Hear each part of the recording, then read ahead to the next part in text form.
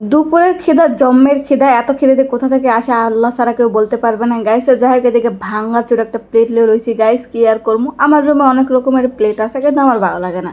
মানে পুরাতন জিনিস আমার বেশি ভালো লাগে। কথায় আছে না, পুরাতন ভাত পুরাতন চাল বেশি ভাত হয়।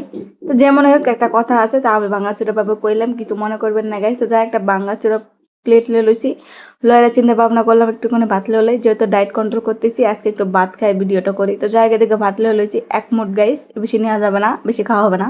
তো যাই হোক একটু ভাত নিয়ে তারপর চিন্তা ভাবনা করলাম লবণ নিয়ে লবণ নিয়ে মাখা মুখে চিন্তা ভাবনা করলাম, যেহেতু খালা শাশুড়ি কাঁঠালের ভাজি দিয়ে পাঠাইছে, তো কাঁঠালের ভাজি থেকে শুরু করে দেই গাইস। তো সেই জন্য কাঁঠালের ভাজি দিয়ে বিসমিল্লা করে দিচ্ছিলাম মুখে। কি শান্তি, এত মজা হয়েছিল। মানে আমি বুঝি না, আমি এত সুন্দর করে রান্না করি, আমার রান্না মজাই লাগে না।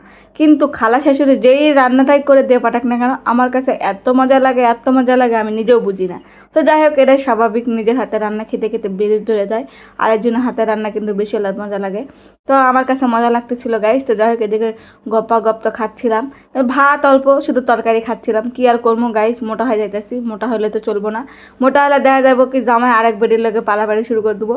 আর শুকনা গুকনা থাকলে দেখতে ভালো লাগবো, জামাই কোনো হানে যাইবার চাইবো না। আর যাইতে মন চাইলেও তো মনে করবো যে না, ও ঘরের মধ্যে তো আছে বউ। তো যাই হোক, এই চিন্তা ভাবনা করে ডায়েট মাইট করতেছিলাম। তো অন্য কারণও আসলে ডায়েট করার জন্য। তো যাই হোক, এটা বললাম। তো সবার লাস্টে ছিল ভর্তা, তো ভর্তাটা নিলাম। যেহেতু ভাত অল্প গাইস, তো একটা শেষ করে আরেকটা খামো, সেই সময় তো পাবো না, মানে ভাত শেষ হয়ে যাবো, সেজন্য সব কিছু নিয়ে খাচ্ছিলাম। তো আলুর ভর্তা আর কাঁঠালের ভাজি একসঙ্গে মিশ করে খাচ্ছিলাম, এত মজা হয়েছিল ভর্তাটাও।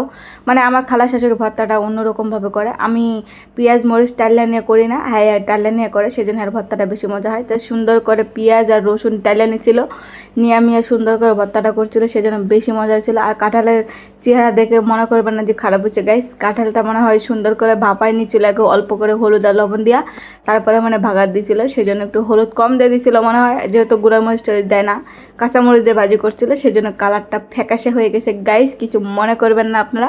তো যাই হোক, ভর্তাটা দেখে শেষ করে এলোই, তারপরে কাঁঠালটা শেষ করবো। তো ভর্তাতে খাইতেছিলাম, তো চিন্তা ভাবনা করতেছিলাম ভর্তা যদি সব ভাত যদি মাহায় এলাই তো ভাত শেষে যাবো, পরে খাইলে উদা উদা তরকারি খাইতে হবো। তো ভর্তাটা একটুখানি ভাত মাহায় খাই লই, তো সেই জন্য একটু একটু করে ভাত লইতেছিলাম, মানে ভাতের কোনো চিহ্নই নাই তো গাইস, দেখে বুঝতে পাইতেছেন। তো যাই হোক, এদিকে ভর্তাটা শেষ করলাম। শেষ করার চিন্তা ভাবনা করতে আসে যে শুধু কাঁঠাল দিয়ে আর খামো না, যেহেতু খালা শাশুড়ির ডালও দিয়ে পাঠাচ্ছে, সেজন্য ডালটাও নেবো, সেজন্য বিসমিল্লা বিলে নিচ্ছিলাম।